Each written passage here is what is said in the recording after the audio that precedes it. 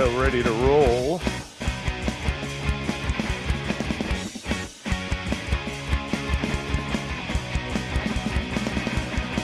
Oh, I had the screen up already. We'll get to that in a minute. Hello, everybody. Welcome to the Ruff Report. I am your host, Jimmy Ruffian, and of course, joining me is Jessica Hart and Nat Prince, as always, or mostly always, most of the time, 90% of the time. And I'm here live in Ottawa, and these two are both about a 10-minute drive from each other in Hamilton.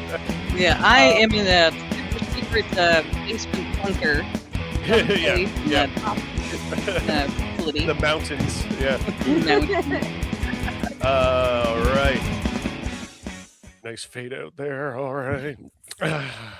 Yeah, it has a fade out feature. Very professional. Yeah. You can click the fade out button. I like it. All right. Welcome to the show. Thank you for joining us. Let's get that comment section up for the people that might want to type at us. Yeah, this is going to be a pretty Canadian heavy episode. Because quite frankly, there hasn't been much to say about the U.S. I think since the last time. I feel like we'd be repeating ourselves for a lot of same old craziness. Although I do have one little American tidbit that would be fun to cover if we get to it. We're keeping we're going to be talking about Avi Lewis quite a bit, the newly elected leader of the federal NDP.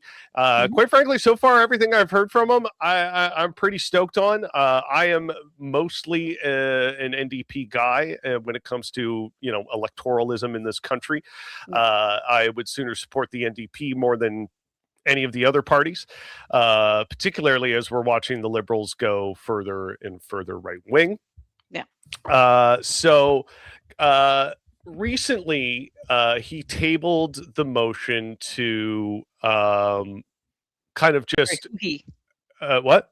Avi Lewis? Yeah, Avi Lewis Okay. Tabled the motion to unanimously ban surveillance pricing.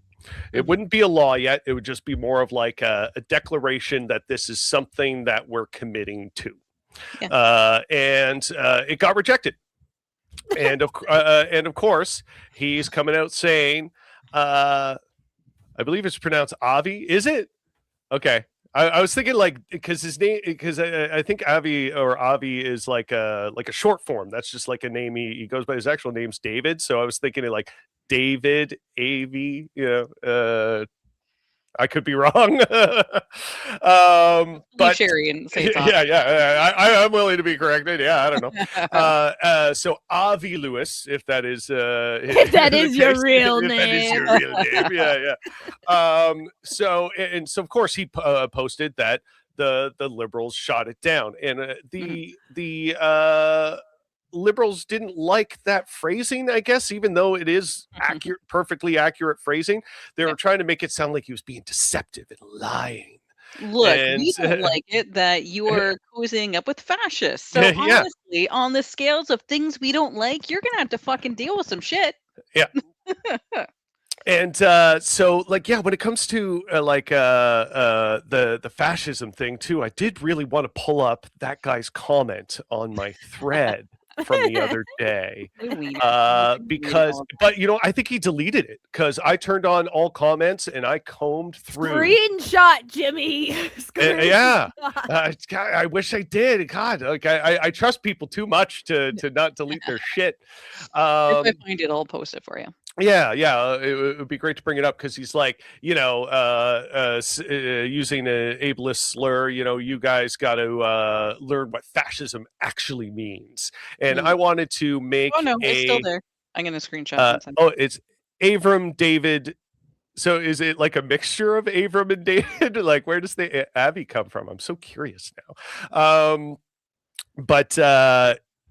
Oh shit! I totally forgot what I was talking about there. You got to define what fascism actually is, and I wanted to give him like a video response because I would have been typing way too long, and it would have been like a wall of text, and I hate doing that on these platforms. I think that is because No one nobody's going to reads read it. it. Yeah, nobody's going to read it, right? Takes a Lamb's tail, and I'm posting it for you. I've got Sometimes it right I'll like copy and paste into ChatGPT. Yeah, or yeah, that too. Yeah, and sometimes like the way these text generators are going and getting a little bit better at pretending to be human, you don't know when some of these people are actually typing something that they mean or not. But yeah, this was the post in question. Oh, you were messaging me. Thanks. This is the post in question. I just dropped them right there for you. You know, of course. So I didn't redact names. I didn't know if you want me to. Oh, okay. Oh, okay. You did find it. Okay. Yeah, no need to redact names. It's a public post. They know who can see it. Premier Doug Ford says his government is looking at massive prison expansion in Ontario, including modular units, and said he doesn't care if the province stacks them 10 high. So, of course, I would say this is houses, though. Yeah. Conservatives leaning towards fascist tendency. I said conservatives are just fascist at the end of the day, particularly this slimy greaseball. And you lefties got to learn what fascism actually means. And what is it? Of course, he gave the very bland dictionary definition here. Let's pull it up. Yeah. Oh God, I immediately don't want to read any further as soon as you say like that, right? Like, how am I supposed to take you seriously? The hyperbolic use of the term diminishes its true meaning and makes you look smooth-brained to those who do understand. And then his understanding is literally just like cutting and pasted from the top of the Wikipedia article with no further depth or understanding, right? I'm actually quite certain this is literally from just the bland section of the Wikipedia article. But if you go deeper in that Wikipedia article, I'm fine with using Wikipedia as a source of information. If you want to do that, that's fine. But going with like the blandest, most like kind of dictionary almost. Not just that, but also like, being sure to be like a complete fart sniffer in the response. Right? Yeah, this is so helpful, man. A fascist is a follower or proponent of fascism. You don't freaking say.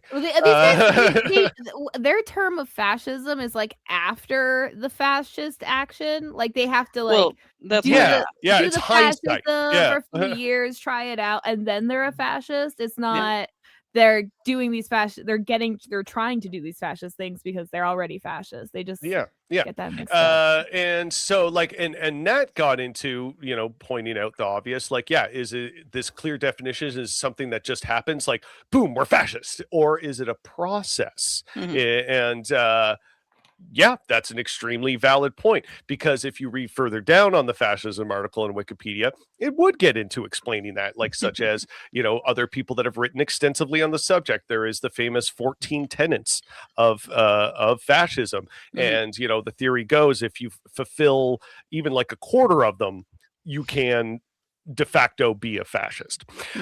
So I think like, out of, when you're looking at a conservative that is highly towards like concentrating capital towards private interests and away from the strength of workers and the value of workers, that is a fascist tendency. And also overstepping the boundaries of his position by meddling in the Toronto elections, by changing the number of seats midway through an election. Yeah, it's a consolidation of power. So it doesn't necessarily need to be, militaristic. It doesn't need to be like the Gestapo in the streets cracking these people's heads open to do it. He is consolidating power in ways that are fundamentally undemocratic and favorable to a wealthy ownership class in a way that is explicitly fascist. Yeah, like these are things that fascists of yesteryear have done. So and then especially wanting to like, as people are getting poorer, as people are getting more desperate, and things are kind of like the tensions between in classism is hotter than it ever was. We're going to expand prisons. That's the solution here.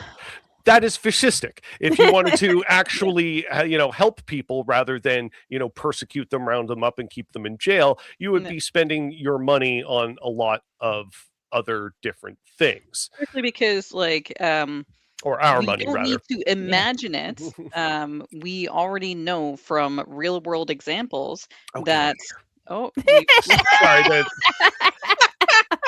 Stupid. Okay, you don't have to guilt us. We have watched Yeah, I all know, these right? ads for God. you. Come on. Get out of here, man. All right. Yeah, we have real world examples already that we know that socialism and investing in housing, in healthcare, and in social services and ensuring that people have enough, these reduce crime and Yeah. they save money. Yes. Yes. But this is something that we can learn from Finland. Like, they're a prime example of this. Spending money on housing people is a lot cheaper than them being homeless in terms of societal costs, like literal economic costs. Like, and we were proving it in Ontario with the UBI rollout. Exactly. The one that Doug Ford canceled. Yeah, that one. Because they don't want proof that it works, because it does definitively work. Yeah. Absolutely. So yeah, I'm sure you'll eventually resort to a logical fallacy or some other You're not sharing this obfuscation screen anymore, by the way. Oh, thank you. What is it? Yeah, cool. What does it mean? Yeah, I'm sure you'll eventually resort to a logical fallacy. Like, again, just opening up that way is quite indicative of a person that is not interested in dialogue, right? They're trying to, like, put you in your place, sort of thing. And now, please explain to me in good faith, as I have done, exactly how dear Mr. Ford fits the label fascist. Well, we just sort of explained that here, but I think you were very poignant in saying, "Oh, that's not." That's rounding back to the beginning of the day. And going off that, my boss reminds me of what's that actor's name? Will Forte. Will Forte, yeah. My boss looks like Will Forte. Oh my god, I don't want to. So yeah, that was. It didn't get into what your commentary was on there, but yeah, you pointed out that it is in fact. If you go back to the thread, it's at the bottom because I gave you two right there. Oh, okay. Slippery slope fallacy, blah blah blah. Yeah, the slippery slope fallacy is an informal logical fallacy that occurs. So I have another question: does fascism happen all at once? Yeah. And that is not what the slippery slope fallacy is. She is like Nat here is quite explaining like how the process works. That's not slippery slope fallacy. That's literally not what that is. That's the progression of time. As a consolidation happens, then they get more emboldened and able to press further.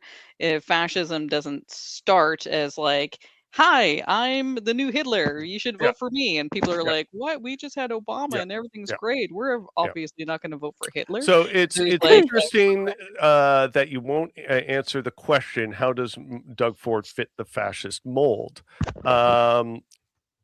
Well, like I said, we just said several of his actions are indicative of things that not just a regular conservative would do, but somebody who is interested in escalating conservatism to its further right components in fascism. And like the several like wealth transfers, subduing worker rights, subduing worker pay, and then just wanting to expand prisons. Hell, even going after the autistics. Classic Nazi move. And of course the several racist things he said about indigenous people over time. Like, he is obviously quite a proponent of the colonial white supremacy that Canada is built on. He is not looking to make apologies or progress on that front. He thinks quite explicitly lesser of these people, and as if they need to and here's the thing, not is that, be equal to us, let's say. Like, people were impressed because he didn't back the trucker convoy, but it is misplaced for you to be impressed because everyone on the right doesn't have to agree with everyone on the right. You know what I mean? Yeah. And so it's like, just because he didn't prop up and support this particular group of yahoos, as he put it, to be, so colloquial, does not mean that he's on the right side of history, right? No. Like, stop clock. Keep in mind, this is the man who said he would never waver on his support for Donald Trump. Now, I would ask this person, do you think Donald Trump is a fascist? I wonder what his take would be on that. But like, the more and more I read about this stuff, like coming from conservatives and these rando weirdos online that more or less you could say are some sort of measure of the greater populace, putting your finger to the wind and seeing which way it's blowing. The more I see of this from Canadians and this kind of talk, the more I am realizing that we collectively are no better than our American cousins on understanding our own political landscape and what political science is, like what people tend to do. You could say, how is a conservative a fascist? Well, like, we can map it out for you because political science has not that. enough. We need more civics in school. Yeah, well, like even the fact that a lot of folks don't understand that when I was in high school, residential schools were still operating in Canada. Like, yeah, exactly. The last one right closed there. in 1996. Yeah, I think 96 or 97. Yeah. So, and I graduated high school in 2000, so like I was in high school when this was happening. So it's like, this is not long enough ago for us to pretend that any impacts are now magically washed away, because those people are parents, the ones that survived are still alive. Yeah. And then even though we don't have specific residential schools in the same phrasing, we still have a deeply racist child welfare system that removes kids from Indigenous homes and just has exceedingly unequal treatment, if depending on where you fall on the spectrum. Like the treatment of like a white child versus an Indigenous child, you're going to get different outcomes. And this speaks largely to Canada's polite racism, in that we don't speak necessarily the same way, but our structures are still inherently racist, and the results are still inherently racist. Not just racist, there's other ists happening, but I'm just saying, and just how we built a society on that sort of superiority in not just a race, but like it directly associates with capital and who has the capital. And now the way Canadians talk about indigenous folks, and they don't pay taxes, they get post-secondary school for free and stuff, the way that Canadians perceive these benefits that are that means everything's good now. Yeah, of course. Everything's fine, racism's over. But even the way that the leaders of our largest or most populated province, him just saying outwardly racist things, don't worry about it, because it's fine. It's fine. It's not a thing anymore. But it's also like, right. So, because I worked in this nightmare of a workplace where I had a boss who would just, and this is one of the nightmares of one woman working in IT, not just a woman working in IT, but just like one of the shit that I had to deal with, of working in an environment of this boss who would just say ridiculous things, and he thought that he was the most progressive dude on the face of the planet because he had a wife who is from China, so like naturally he couldn't be racist, and like he well traveled and stuff. But then he would go into these screeds about like, he's been to I want to say like Thunder Bay, and it was like the worst place ever, and it's because of the Indigenous population. And I'm just like, and this is early in my career, and also like I'm like 15 years younger at this point, and so I'm just staring incredulously and trying not to engage. Sorry. Like what's really incredible about that to me, that people don't really like analyze oh no, not the Asian wife. Everybody's got one apparently. I'm again remembering Brad, who I talked with a couple weeks ago on the Sunday. Like there, the white guy and not being racist. Like, I'm not racist. I married an Asian. It's like, what kind of phrasing is that? I know. And like every time like he would try to start these conversations, like he would want these to be like conversations / debates. And so I would just like leave to go to the washroom or something, and then I would come back and he would pick up where he left off, and I'm like, I'm trying to de-escalate and not lose my job because like I am just anyway, sometimes I think just flat out saying I really don't want to talk about this is perfectly valid.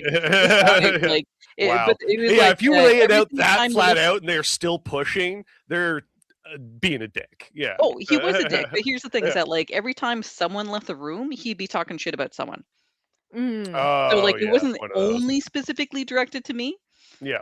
It was like just whoever's ear he had. Yeah. It was like a community. It was like a business company culture, and it was so toxic. And I was I actually, that's why I quit my job and I worked as a peer surfer instead. Yeah, that's valid. That's valid.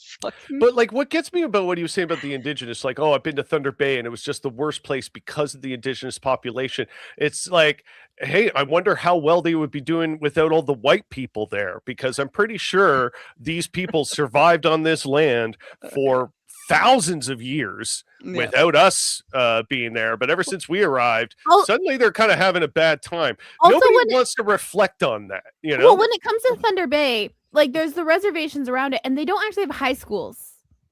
So they all have to, their teenagers have to go live on their own or in other people's strangers' houses, or maybe they have a family member out there to go if they want to continue to go to high school. Yeah. Like it's like, oh wow, like, I'm sure they would love to stay at home and finish growing up. Yeah, but unfortunately, if like you try and imagine like a city or town primarily of white people being put through that, it's unimaginable for a reason. You know what I mean? Like we just simply would not let that happen. But for those people, it's acceptable. And so anyway, TLDR, Canada is still deeply racist. We're just racist in a slightly different flavor. We have fascist tendency that has never gone away. We built the country on that tendency. And it's just a different flavor. And so people might interpret it as being different from the US, but it's not entirely, it's not a different animal. It's just different flavor of animal. The CBC would be there with their vans and mics so fast. This Canadian town of they probably they probably would. And now so getting back to Avi Lewis here, because I want to go over this thread with Rachel Gilmore, who I mean, she is not as far to the left as I am, or we are, I would say. But I appreciate. But a lot of people aren't. So a lot of people. I think she's a good journalist. I think she's a very good journalist. I think the fact that she is quite obviously left of anything liberal and is a outspoken NDP supporter, that's big points in my book. So I think her place in the Canadian media is very important. And she's trying to refer to a take here, but unfortunately it's blocked out because the person probably blocked her. These takes are genuinely removed from reality. I watched the whole interview. He made solid points about profiteering from the oil and gas amid a war. If you think there's the same, it's the same as Polyev, literally just because Lewis wasn't kissing Carney's ass and defending his position against Cochrane's criticism, which is both of their jobs, your brain has been rotted by partisanship. So I pulled up this interview just so we can have context on it. It's very short. Like 9 minutes long. There it is. And so let's see what he has. I'm not gonna lie, I haven't watched this yet. So neither have I. I just know like what its content is based on the reading I've had around it. I haven't actually watched the interview. A lot of libs are reacting to this in such a way that they want to call him a liar and equate him to Polyev in all sorts of ways that is just goofy. The cons were running on a return to celebrating racist figures who built that systemic racism. So yes, we are definitely still racist. I can't I remember there was the statue of Sir John A in Hamilton, and when that got like vandalized / torn down, the pearl clutching was how are we gonna know history? Yeah, exactly. So let's see what Avi Lewis is saying in this interview here. Thank you for being here. Michael, good to be here again. Good to to see you. So listen, I want to start this by noting that we will talk about your party's surveillance pricing motion. But first, I want to get your lay of the land here, because here we have the Liberals today celebrating their majority. They welcome to their fold 3 new MPs, one elected amongst them. But one of those entering the Liberal fold is a former deputy leader of the Ontario New Democrats. So what do you make of this Liberal majority and how it's been cobbled together? Yeah, I mean, it is a majority government and things are going to change in Ottawa now. And I think it's troubling the way the majority has been assembled. I know the Liberals like to say they won it in the by-elections, but they barely needed the by-elections because of all the floor crossers. And this floor crossing phenomenon, I think if you talk to experts in parliamentary history, I don't know it's ever happened before that a majority government has been assembled in a British parliamentary system from floor crossers. Canadians vote for the... It certainly hasn't happened in Canada, and as far as I understand, in Canada, floor crossing historically has been extremely rare. Yeah, right? I think the interviewer ends up bringing up one of... For the member of parliament, and they vote for the party. And to see someone cross the floor, I mean, everybody knows the NDP has a policy against it. We believe if you want to change parties, resign, get a by-election, get a new mandate from the people. I worry about our relationship to our own vote and to democracy. We're living in a time of rising authoritarianism around the world. Two-party system in the United States, where they're kind of interchangeable in some ways, led to the cynicism and the alienation that led to Donald Trump. Mm-hmm. And we need to have a vote that's meaningful, which is why we also need proportional representation, so we don't have 36% or 37% of the vote given a government. Again, he's one of the only people bringing this up. Yeah. I have for years. Remember I have back? not heard, the referendum. Yeah. Yeah, I was gonna say, remember back when the Liberals ran on voter reform and all the I believe that was Trudeau's first election. Yeah, he ran on that. Yeah. Yeah, because back in 2006, during that election, I was big into local politics. And so I was going to these all-candidate debates in order to try to push materials to educate people about mixed member proportional representation. Mm-hmm. And so, ever since that referendum for Trudeau failed, and I brought this up a few times before because I always find it so ridiculous that this happened, that were so poor at getting the message out to people about what the referendum was and the fact that you were going to have a second ballot when you were showing up to vote. Something like 60% of the people didn't even fill out the ballot because they didn't know what it was. Yeah. So it was not a failure of, people didn't want the voter referendum. They literally didn't know what was going on. They didn't know what the ballot was. They didn't know why they had it. So they just didn't fill it out. They're like, do I want it? It was I'm remembering back years ago, I checked yes, but it was basically do you believe in this voter referendum? Check yes or no. And most people were like, I don't know. And so just didn't do it. And that's why it failed. And then ever since then, Trudeau completely conveniently forgot about it entirely. And nobody's ever brought it up since until Avi here, or Avi. When it comes to the constituents of the floor crossers, technically we don't vote for a party. We vote for a person, which is we know is bullshit. It is a flaw in our electoral system. Absolutely. Yeah. But it's only technically because absolutely the reason Cheryl Gallant is still MP for Renfrew Nipissing Pembroke is because she is conservative. People are like, I believe in her. She's great. She's people vote. Most people, especially when it comes to federal elections, vote for the party. So it's it's so dumb when they're just in the case of somebody like Cheryl Gallant, you could run a mannequin and they will win that riding. You know what I mean? I mean, there are a lot of embarrassing. A lot of people that do end up do floor crossings, their political careers don't last much longer. So Sherry knows. Sherry lives in it's especially that this particular recent one of what was her name? The really far right wing one. We talked about it a bit last week on the show. But the very conservative constituency that she has obviously is not chill about the fact that she did this. And people are like, "Oh, cool, they'll bring her left." No, she'll bring the party right. She will. Yeah, Carney has already brought liberals her next to the election anyway. Yeah, and she's definitely going to lose the next time around because she crossed the floor. So now, if she runs as a liberal, liberals lost that riding, and so it's like lose. In one here as an alliance member. Okay, that's going back a ways. Alliance hasn't been a thing for a while. Yeah. It was so fun seeing around Pembroke and stuff. Give him a heck Cloutier. I don't remember what I think Heck Cloutier was a liberal. But I just really enjoyed that seeing those signs around Pembroke during the elections of give him heck. I'm like, that is charming. That is adorable. I didn't vote for him because I was voting for NDP, but still. All right, so we're going to continue on for a minute here. And things like floor crossings, they just erode the sense that Canadians have that our vote matters. And so I think it's troubling. I really do. Okay, correct. You find it troubling, and you're right. Had it not been for these 5 floor crossers plus these 3 by-election wins, there would be no Liberal majority. But as you know, there remains speculation that there could be more floor crossers. Yeah. Are you worried or concerned that one of your members might cross the floor? No, I'm not.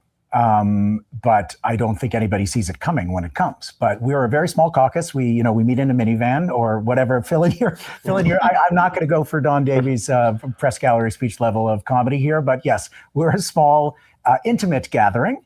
And I had a caucus meeting, my first full multi-hour caucus meeting today. And it's an incredible bunch of parliamentarians who have been doing really hard work with absolutely no support or resources since we lost party status compared to what we've had historically. So it's a very tight group of folks, and we all feel the same way about these floor crossings. And I just think that the Carney, it's now commonplace to say the Carney government has moved to the right. Obviously, these major pieces of legislation are passing with conservative liberal support.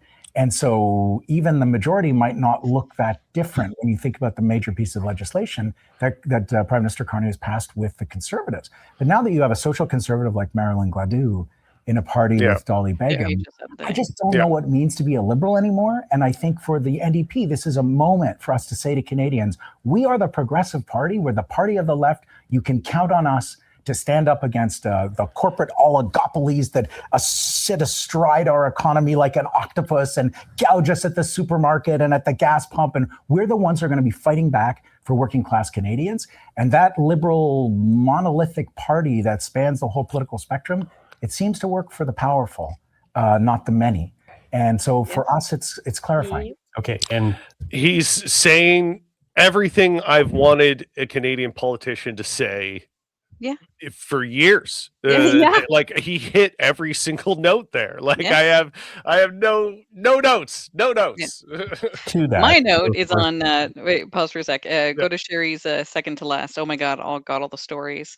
So okay, I honestly remember the Sherry because I at the time accidentally got a job interview with Cheryl Gallant's office because I was working in marketing.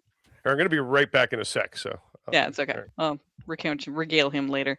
It was so funny because like I was working in marketing in Renfrew County, and so I accidentally applied for a job with Cheryl Gallant's office, and thinking it was a regular marketing role, but turns out they didn't say the name of who it was for because they wanted you to be like a media shill for this fascist. But yeah, no, Sherry, I absolutely remember you working in that area because I can't remember why I went to that office one day, but I didn't make it to the interview.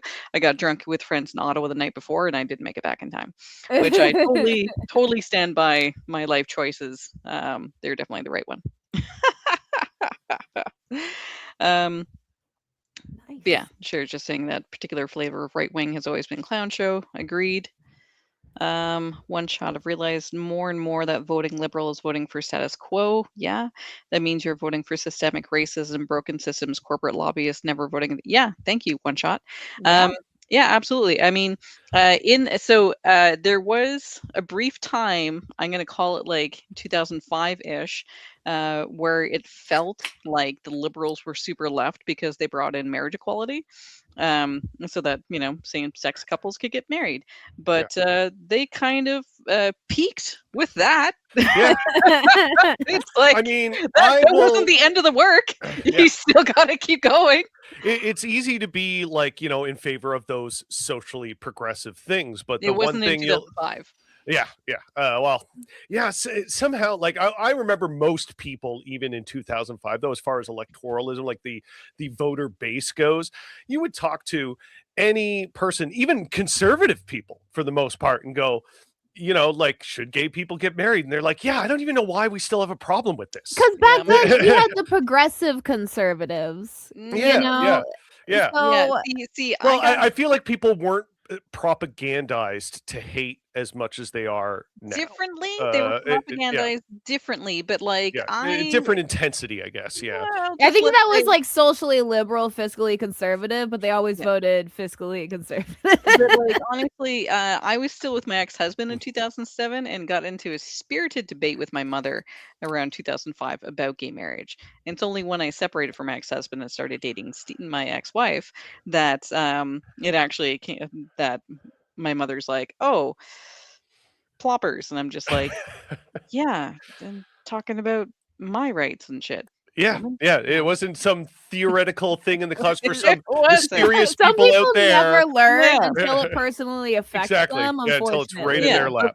For all intents and purposes, I was in a monogamous straight marriage, and so like at that point, I wasn't gonna disclose my sexuality to my parents because with them, I just wasn't gonna open that rabbit hole because there was no reason to, right? Yeah. Order of business was to raise the issue of surveillance pricing. You've introduced a motion around that today. We'll get to that. And just to preface this a little bit, I am so glad he raised this motion. It is a serious thing. We should not be entertaining this at all. It's absolutely insane. Motion in a moment, but as you yourself say, a lot of Canadians don't understand what surveillance pricing is all about. Why is it concerning for you? Well, go and look at, go shopping online. Open up an incognito private browser window on one device and your own browser window on another, and do a test. And you'll see that you might see completely different prices at the same moment, the same person at the same time online. And this is how is that even legal to begin with? I thought there was already consumer protections in place that would prevent this from happening, but apparently there's not. Apparently not. In the United States, the Federal Trade Commission documented more than 250 specific examples where with the aid of big tech, retailers like big grocery stores, and we have a big problem with monopoly grocery in Canada, are teaming up with big tech to use your personal search history, AI. Now, within every platform, your email program, your calendar is able to suck up all kinds of information about you, your shopping history, your income, maybe, where you live, your postal code, whatever, and use it to give individualized prices to people, even in the retail store in the store. They probably charge them. Honestly, in terms of your comment there, One Shot, my concern is the opposite. Is that they charge poor people? They'll charge. Yeah, that's literally what I just said. Yeah. Oh, sorry, I didn't quite catch that. I think it's people with money will buy in bulk. That too. Poor people are like working paycheck to paycheck, and so they need to spend it now. Because they don't have the ability to save for later. Like, because let's be real here. The main purpose behind why companies would invest so much energy into this surveillance pricing or dynamic pricing or however you want to put it is so they can make more money. It's so they can get more profit for the product. We're offering you nothing extra. Yes, exactly. And people who, just really need food and they need it at a certain time because of their busy schedule, they got to catch a bus or, like whatever the case is, as we know, poor people have less theoretical hours in a day than rich people do. So like the wealthy aren't going to have to worry about shopping at the optimal time of the day or whatever the case may be, but poor people do, and they're not going to necessarily be able to do that. They're going to be the ones who are going in the rush hour time, and of course, when you're talking about dynamic pricing, they're going to increase prices in rush periods, things like that. So it is absolutely going to be used as a classist device. Yeah, absolutely. Because like, here's the thing: is that like we get all this really patronizing surface level common sense advice about saving money. But here's the fucking thing: is that like when you don't have the money and the time, because your time is being so undervalued with your job, then you need to make do with what you got. yeah. So like, let's say that I'm just going to use myself as an example. So in not even using all of my real life stuff. Actually, fuck it, I'll use my real life. So let's say for me right now, with my schedule, because I'm commuting over 1,000 kilometers a week, most weeks, except for this week because I stayed here. That means that I have less time for meal prep and for meal planning and for making sure that I shop at different locations to get the best prices, because I'm already spending over 20 hours a week just driving. And so like that's a part-time job in and of itself. And then you add on the shopping part of it. If I'm lucky, the shopping part of it is 1 hour a week. If I'm lucky. And then the prepping, how much is the prepping taking? I don't know. Like it depends on like what I value that week, where my energy is, where my mental health is. And because you're doing all this commuting and you are away a portion of the week, that also divides my time. Because now there's more things I have to take care of, rather than us sharing space and food and meal and preparation and things like that together. We have to do it separately, and that literally like doubles the labor, right? You know, And so like the labor's double. The labor that I have available for making my own meals and lunches and stuff here is totally different because of the commute that I have from where I stay in Hamilton versus my actual workplace. Like, whereas if I'm working remotely from home, then whatever, I toddle downstairs and I make stuff.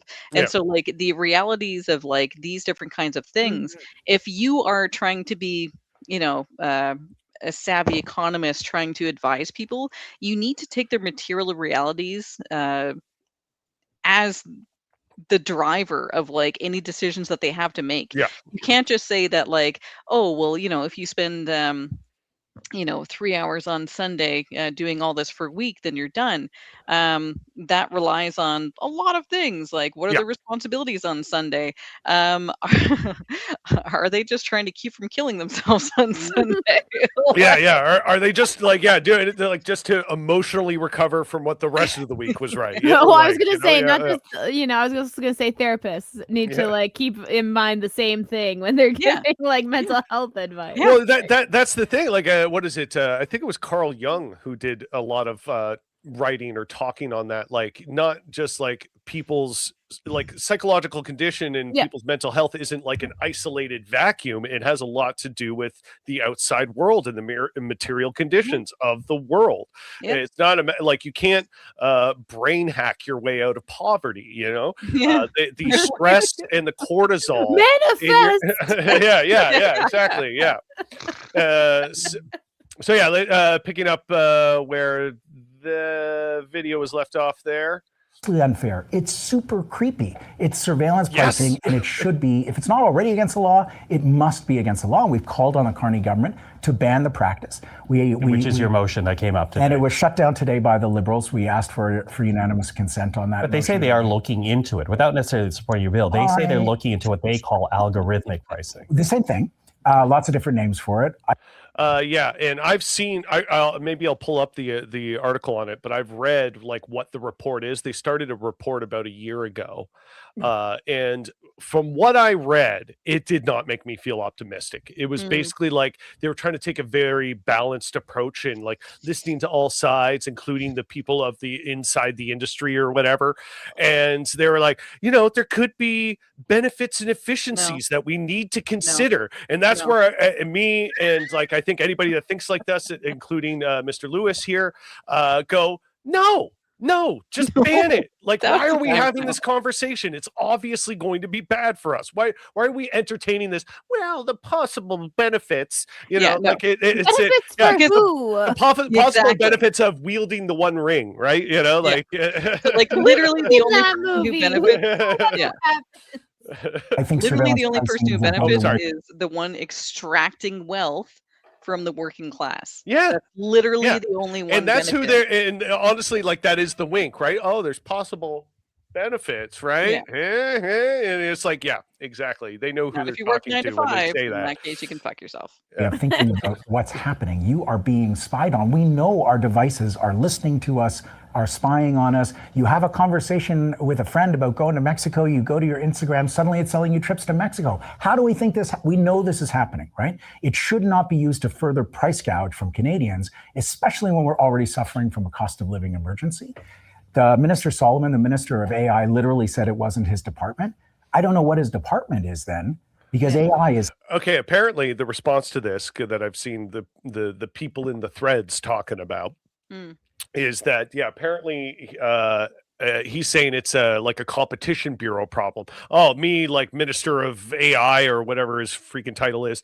Oh, not my thing. And it's like, well, yeah, it's a fair question. Then what is your thing? Because this obviously has a lot to do with this technology. And he was basically like, oh, that's for the competition bureau to work on. But it's like, yeah, nobody's like that. It all speaks to that. Like nobody's actually responsible, right? Like I think you as a politician in that position that you're in can make a strong comment and recommendation on it, even if you're saying it's ultimately falls on this other bureau. But you can have a position. You're obviously just passing the buck because you don't want to say. Like if you actually valued the Canadian populace who is going to be gouged further by this, you would say that, look, it is not within my ability to legislate against this, but I'm making my strong recommendations specifically in communicating with the agency that is responsible, right? Like that is what like any sane, responsible person would do. They would say that I understand that you're looking at me because it seems from the outset like this would be my purview, but it's not. So let me lead this discussion because maybe I have more technical knowledge. And these aren't like perfectly compartmentalized things. It's like, oh, you know, like it's not like this politician in this position over here can't comment on what he thinks the competition bureau should do. Like your hands aren't tied from doing that. Like, it's obviously just like lame rhetorical games, really. Central, this technology, to data mining and to hoovering up massive amounts of data about us, and in fact the whole history of human accomplishment online to fuel these large language models. That's a really big concern for us as well, which is why we have a humans first AI platform, unlike other parties. Okay, so what do you do then? Like, I mean, you've introduced this motion. Again, we now have a majority government, so it's not going to go anywhere. What do you do with this? Well, I think we raise the alarm among Canadians and we create popular pressure on the government. And I think the government is in a difficult position because they are so pro-AI. And I think Prime Minister Carney's speech at the Liberal Convention, again, was more sort of cheerleading. This technology is going to make our jobs more... Yeah, for those of you who didn't hear it, we were talking about this a bit before the show, where I can't remember, maybe we said it on the air already, where he was talking about being like AI with Canadian values. That is what he's referring to. It's like, I believe in an AI that has Canadian values. And it's like, that is such fluffy liberal bullshit. Like, what does that actually mean? What values are you talking about? It says and sorry a lot. Like you know, because as we were saying with our AI history of school for Indigenous people, exactly, right? Like our history of colonialism and racism and building this country on the blood of the innocent. If that is Canadian values, which many people would unironically consider it to be, would you want to lead AI that way? Like just take a position, man. That's what is so frustrating about liberals to all people, including the right wingers. They notice that these people will not take a position on anything. They wait to see which way the wind is blowing. And it's liberal values like banging your head under the fascist desk. What is it? The famous quote from the Nazi. I forget. Cut a liberal and a fascist bleeds. No, there was this famous quote from a Nazi who was basically, he was spelling out the playbook. He said something like, "What is it? You can literally have boots in the halls, and all the liberals will do is break out commission hearings and meetings and things like that. Like you can dismantle a democracy from within, and all the liberals will do is have meetings about it. Interesting. It's going to make life better. No, it's not. I'm not saying put the toothpaste back in the tube. This use of language models has long been used for scientific research, for medical research. There's uses for this technology that are absolutely legit, and we need it. But the trillions of dollars that have been poured into the stock market bubble, massive rollout of data centers all over the United States and the world, increasingly that is in bound Canada, to crash. the I'm only certain way of that they it. get their It's money so back, bound these to giant crash. tech companies, is that they eliminate millions and millions of jobs. This is a threatening technology that needs serious guardrails. And we need to be able to trust our government to actually stand up to big companies. That has never been their specialty. That's why we need the NDP. Okay. Hell yeah, brother. This is a conversation that will continue. Obviously. Like I can't co-sign that hard enough. You bet. But before we go, here you are making this argument to me. Fair enough. Appreciate it. Love having you as a guest on our program. But at the end of the day, this is an argument that you could be making in the House of Commons. But you've said that you don't feel it as an immediate concern to get a seat in the House. Why is that? Is that a lack of enthusiasm to actually spend full time here in Ottawa? No. This has been my first week in Ottawa as leader.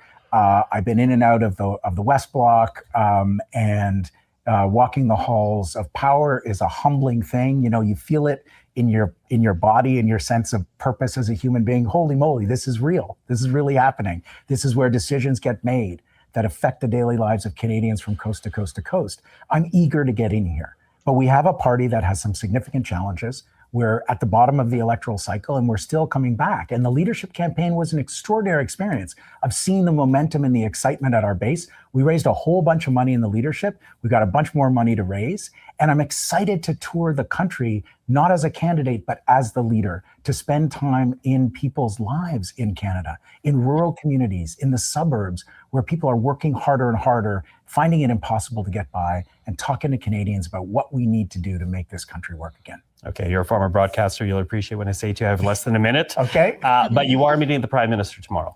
And I'm wondering what you make of Mark Carney and what your message will be for him tomorrow. I don't know. Well, first of all, I'm worried because, there have been so many people sitting in the Prime Minister's office that are floor crossers. I don't want anyone to get the wrong idea. I don't have a seat, to lend to the government, so there'll be no threat of that. There are huge issues facing our country. We're at a fork in the road historically, and I think the direction of our country, not taking a clear stand against war, doubling down on AI and extractive big.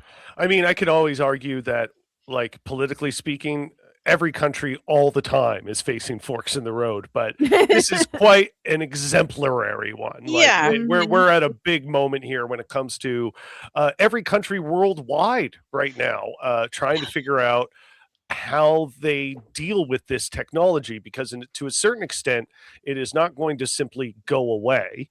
I was talking to a friend in private chat about this a few days ago, where he was like, I just want your opinion on this, because I feel like we're on the same vibe. Like, what do you think of like countries like China and Russia really leaning into AI?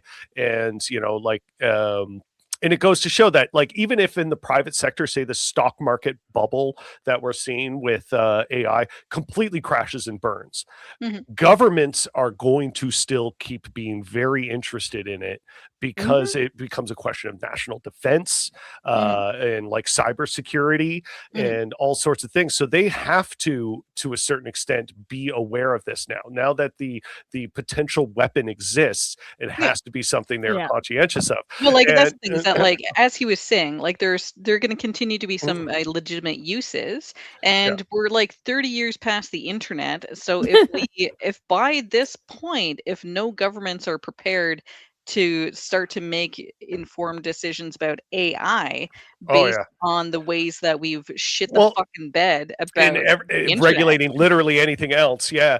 So and that's the thing we decided years ago when it came to like just stuff on the internet. I don't know, the right people paid off the right politicians and set this precedent that governments just aren't going to do anything about this. We're just going to be totally hands off. Yeah, And until like 30 years on, when social look where we media has are. brain-rotted people for the Yeah. past 20 fucking years. Yeah. Now That's they're why I'm suddenly- super pro, by the way, like of China's crazy regulation on social media. Like kids under a certain age aren't allowed to go on it, and if they do, or what social media they have access to is highly educational content. I am so in favor of that. Me too. I think the only access that kids should have when it comes to these the internet stuff is like the equivalent to like PBS. You know what I mean? Like, a lot of people act like restrictions on the internet is like restricting free speech or something, and it's like, I mean, it can be. It certainly can be. It can be philosophically argued to be anti-free speech, but at the same time, it's like freedom of anything does have thresholds and responsibilities. Like where another person's freedom ends and begins. Like, if I'm 100% free to do whatever I want, I should be able to go into your house and shit on your floor, right? Like because for me that's freedom, right? So of course there has to be respectable thresholds on this stuff. It's like growing up in the 90s and stuff, a lot of the stuff you would find on the dark web, would just be normal internet. Like that was just the internet in the 90s. And then we got the whole dark web where all this stuff, and I feel like that's coming back where now you're just finding murder videos and whatever else on the regular internet. Yeah, sometimes the president posts them. Yeah, sometimes, exactly. Actually kind of been consistent the whole way through. Speaking as the eldest person here, and the person who's I feel like has the most. Oh, wise one, won't you again? So honestly, it was always there. I mean, in high school, 4chan was like the place to be. But it was like, there was like a secrecy still to it, and now it's back to being public stuff. I mean, I wouldn't say necessarily. Like, I remember in college, colleagues looking up rotten.com and stuff. So like, honestly, like, and so there have been like there's literally a subreddit. I don't know if it's banned at this point, but I saw it years ago and I watched like one video from it and I was like, oh, that's enough for me, because it was literally r/watch people die. That was the name of the subreddit. And when young me saw it, I didn't think like, no, this can't be what it says. It can't be real. And then I watched one video. I'm like, oh, it is. Oh God. Okay. Yeah. But that's the thing, is that like Reddit is now like publicly owned. Mm-hmm. Yeah. Or publicly traded, and so still a lot of weird stuff on there, man. Sure, but they need to make themselves marketable because they sell ad space, and so that has changed the dynamic of Reddit. So it's no longer this subversive 4chan adjacent area. There's the wild west, and now there's still a lot of stuff on there. Don't get me wrong. I mean, it's like Twitter, X. Yeah, exactly, right. And so like there's still a lot of stuff that you can find. I mean, Grok makes child sexual abuse materials. So AI, which is again, in case you can't find me on Twitter, folks out there, because I used to be very active on Twitter, I literally deleted my entire account and I've not looked back ever since that happened with Grok, and nobody seemed like they gave a fuck. I was like, I'm out. This is it for me. I can't stomach this anymore. Mm-hmm. And I don't know how anybody else could.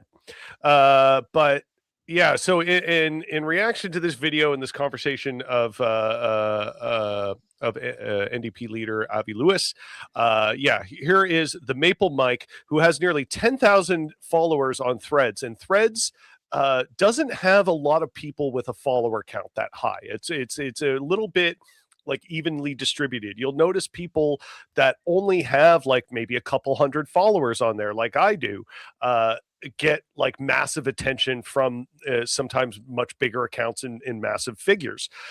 So it's a little kind of like egalitarian in that way, that I kind of like. I'm not sure how its algorithm is much different than other places, but it seems to be different. But this person, replying to Rachel Lewis here. I wonder if I can make this a bit larger so it's easier to read. Your brain has been rotted by partisanship. Rachel, what exactly would you call this in every other post of you vehemently defending Lewis. Oh, it's so vehement. What do we need to be vehement about? The guy has been leader for like a few weeks. Like, calm down. Leader with no real power. The rhetorical games with these people is crazy. And could it be partisanship? I mean, I'm sorry. Just saying you agree with somebody's policy is not fundamentally partisanship. That is a completely absurd way of phrasing partisanship.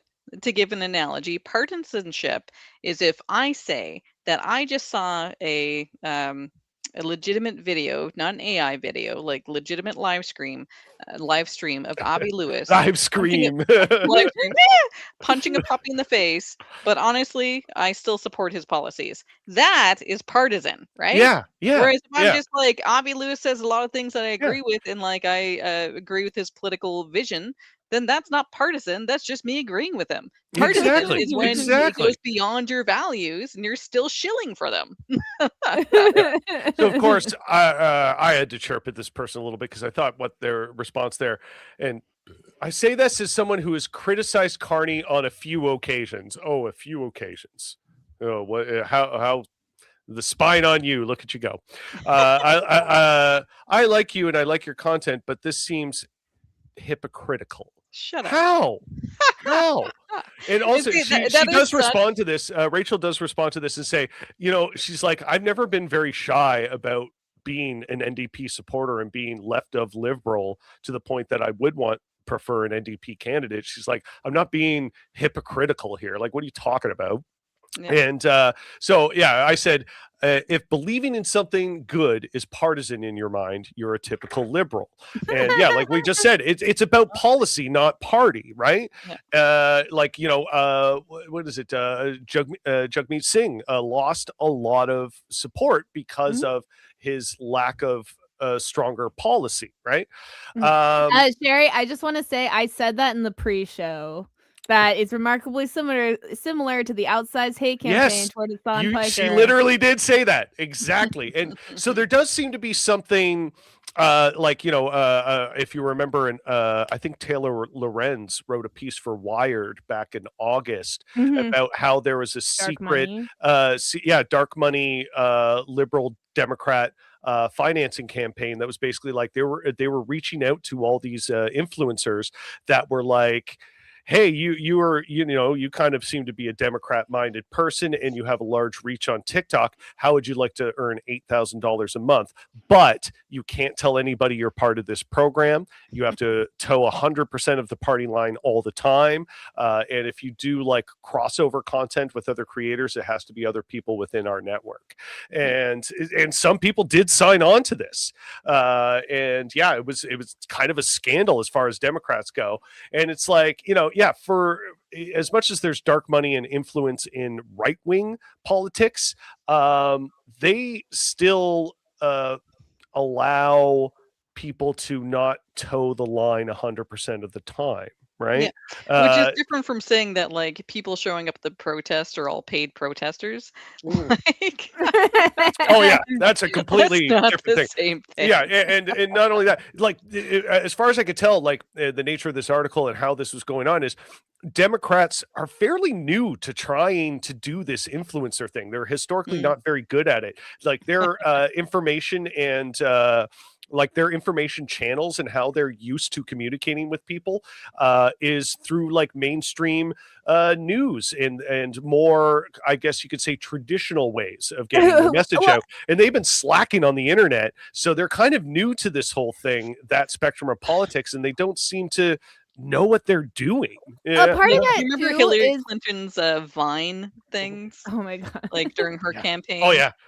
But like even past that, it's like when Donald Trump and stuff would go on all the right wing shows, like he doesn't get pushback, he gets glazed. There's no like if they go on a liberal show, no one's watching that shit. Like that, no one's watching that. So it's like they either have to go on some boring show. Harris did Call Me Daddy, and everyone hated it, or they have to get contentious. Like there's always like they need to find a left-wing Joe Rogan, and they want a Joe Rogan, someone that's not going to argue with them, but they can't get that on the left side. I'm sorry. Because people like Hassan Piker, as much as they are going to support a Democrat before a Republican, they are still going to be extremely critical of Democrats. They're already attacking him for saying he's not going to vote for Newsom, even though we're way out. Like, Newsom's not the guy. I've noticed it for like out of him already. Ever since this last election in the United States ended,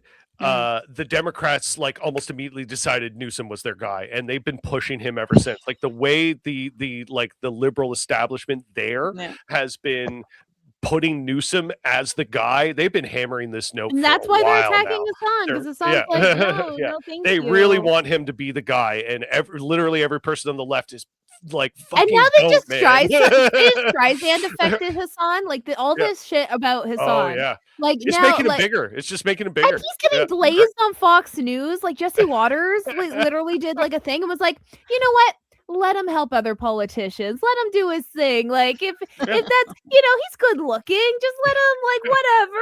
Jesse Waters would be the type of person to be like, yeah, he's good looking. Do whatever he wants. I think that would be his mentality. A misogynist. Like I think he sided with Piker because he thinks he's a legit misogynist and was just like, yeah, just let him do it.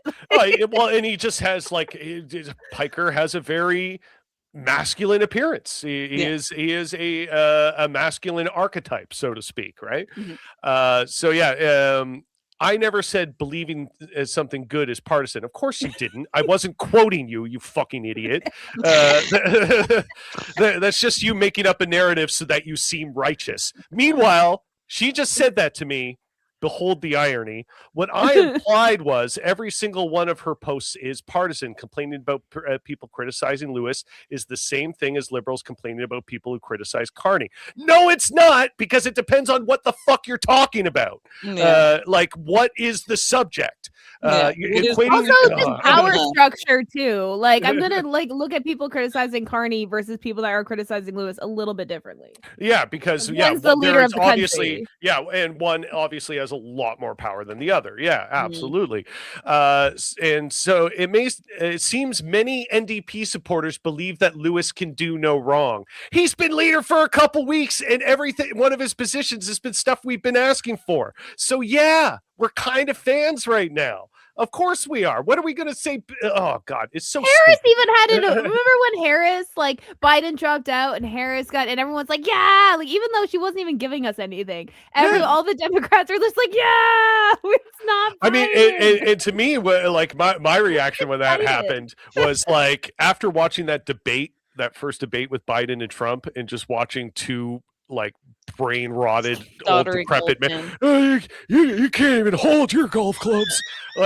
It was such a freaking cartoon that I was literally any move after that, putting Kamala up front, great, because literally fucking anything is going to be better than running this guy again. Yeah, at that point, it would be like that Simpsons clip that you post on your story, James, of the Republicans being like, I have the next mayor. Oh yeah. Behold, the next mayor of Springfield, and the door opens and there's just a water cooler there.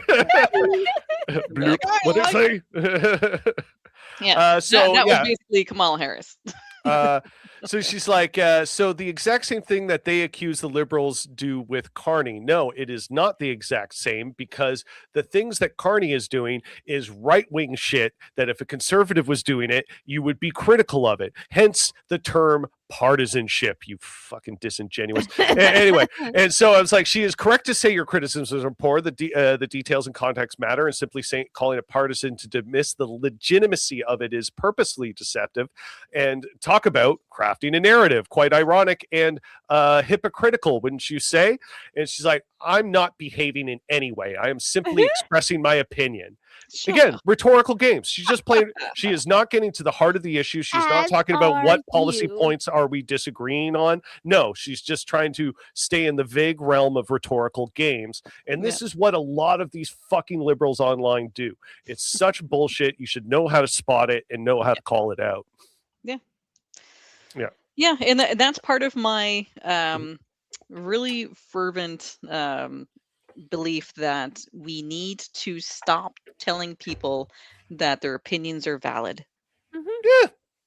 Sometimes your opinion is not valid.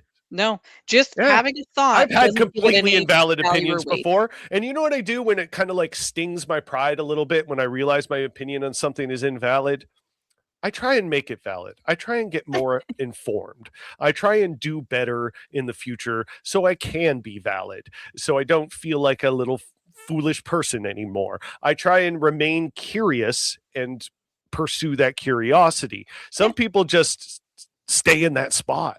And they're just mad that no one likes their opinion. And it's like, well, get a better one. You know, they confuse opinion with feeling. Yes. They're like, I feel this way. It's like, okay, that's cool. It's fine to feel that way. Yeah, you can say how you feel. An opinion is generally based on information of some sort. It can be wrong information, but it's generally based on information. If the only information you're giving is like a feeling, that's not quite.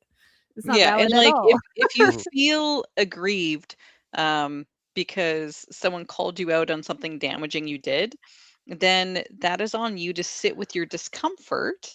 Yeah. Sometimes the feelings that you have are discomfort. That's personal growth. And it's your responsibility to deal with your discomfort, right? It's not everyone else's responsibility to be like, oh, I see where you're coming from. Sometimes where you're coming from is out of your butthole. Yeah. And you need to feel bad things about that, but you need to deal with those bad feelings. Because I wish I could find the post on Threads, but like one of the main points, it was like it got a lot of attention. It was very popular, and everybody was like reposting it and stuff. But it was basically somebody like saying something like, "Oh, I worry that Lewis is not like a serious politician that actually wants to work with the party in power to get good legislation passed. That he's simply grandstanding to establish his political brand." I'm like, yeah, of course. He should be. What's the problem with that? Look where he is right now. What Jugmeat did? Jugmeat did that. What you're asking for, and we all hate it. Like, don't like him for it. So it's like there's nothing wrong with doing that. To establish his brand. People don't know him. He needs to establish himself. And he's not even like a party anymore. Like, exactly. They're barely a party. Party status, and then worry about them working with the other parties. Like, come on. Of course, he wants to come out and go, "Yeah, this is who I am. This is what I'm about. This is why you support me. I'm going to say it loud. I'm going to say it aggressively." That is just good political strategy. I'm sorry. Like, you can not like it, but that just tells me you're worried about this guy. And if the libs are worried about this guy, I like them all the more. Like, if you enjoy the establishment and the status quo, then yes, someone of his caliber, a strong leader of the furthest left party, furthest left, and actually being left, you know, not a centrist or not a diet liberal, but you know, a leftist. So you should be worried. I don't feel bad for you. I don't think that anyone should coddle you or make him less worrying to the status quo. I think that's, again, something that you will need. I think you need to reflect. Why are you worried? What changes are so scary for you? Like you're like, well, like I said, a lot of this kind of liberal criticism does seem to be coming out of the prairies, and I think they're very worried about a really left guy like this not supporting the oil and gas industry. I feel like that is an angle to it. I'm not going to start. I'll wind up ranting about Alberta for another hour. And a half. Well, before the show ended, I did want to shift to this one piece of American material that is. If you haven't seen it already, I want you to address too. That I posted the link into your thing. Okay, you can do either one, either order. But it's getting memed to death right now. So if you haven't seen this, is this the Bible verse? Yeah. Just because, you know, this idiot administration isn't idiocracy enough, isn't cartoonish enough. You got Pete Keg's Breath here. And he's going to read a Bible passage. Oh my God. But is it? Finally, to a prayer that I'll read, which was also handed to me a couple of days ago, delivered from the lead mission planner of Sandy 1. Sandy 1 were the A-10s that were a part of the daylight rescue mission of 44 Alpha, Dude 44 Alpha out of Iran.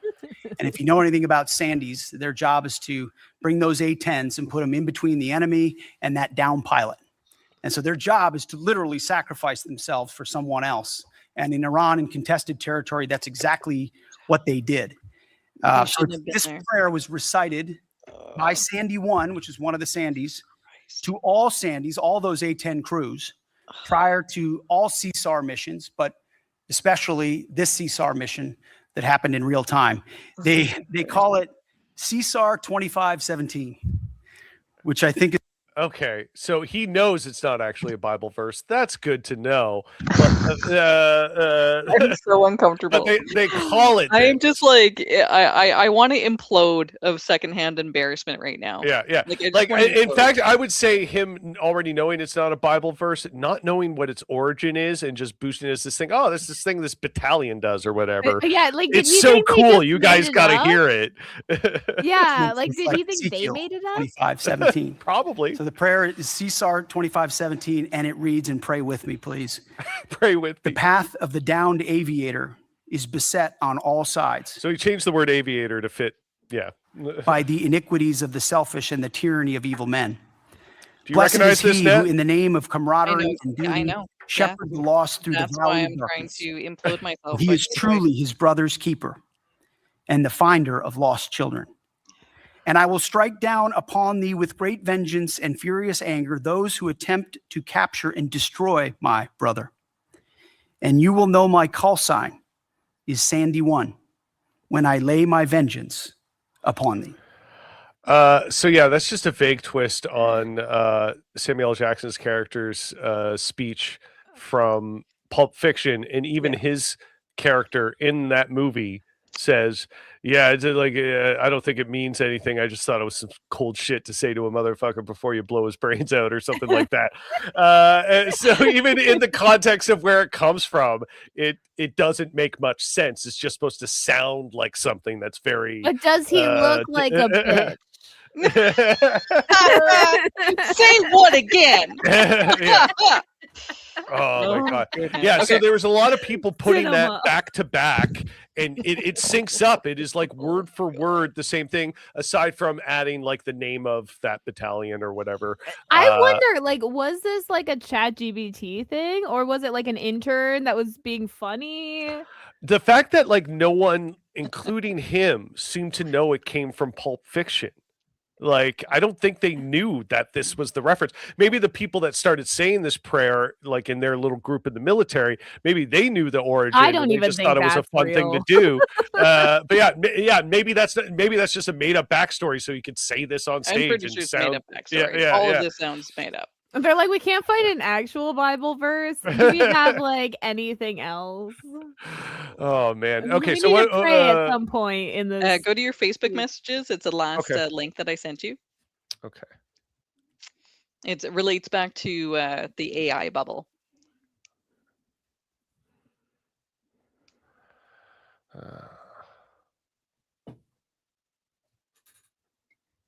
And I find this to be legitimately hilarious. Sneaker company Allbirds plans to pivot to AI. After selling its business for $39 million last month, the company said it planned to buy powerful computer chips and rebrand itself New Bird AI. Yeah. Powerful computer chips. Like, this sounds like I'm writing like an evil character. I know nothing about technology. I'm like, we're gonna get all the powerful computer chips like that. Now that I've mastered the world of shoes and all the powerful laces, I'm going to get all the computer chips. The next logical step. Like the next logical step here. What is it? Was like thinking of like Scarface? It's like, first you get the shoes, then you get the powerful computer chips, then you get the money. Sounds like a Joker plot in Batman. Like, it's like, what did you think we were gonna do with the shoes, Batman? That's right. AI. You never saw it coming. Yeah. So, anyways, something reality's funny. a fucking cartoon, man. Like, what? Like, I'm surprised anytime I see a news article and it doesn't say like The Onion on it. I'm like, wait a minute. Yeah. I feel bad for The Onion, man. Their job is hard now. Like, what the fuck? I envy them nothing. Yeah, they could just like print an honest to goodness headline, and I'm people would be like, "Hell yeah, The Onion's at it again." I'm waiting for the turn where The Onion becomes a legit news source. Like, I'm waiting for that. Well, like look at under Jon Stewart's tenure, The Daily Show became one of the most relevant sources of news. To his own horror, not a news program, right? Yeah. Much to his own horror. Yeah, he's like, I'm not trying. He would bring that up all the time. Yeah, how like I should not be the leader in not news. A journalist. Yeah, not a journalist. Yeah, I'm a shit poster on the Carney network. Why are you relying on me to lead you into freedom? This is an awful system we've backed ourselves into. Oh man, well, that was a fun show. Glad we got to focus on some Canadian stuff a little bit more. We'll probably get into that a bit more next week because there's a few Doug Ford points I wanted to hit on. But we'll get on that later. So yeah, thank you so much everybody for sticking the Rough Report, and as always, stay rough.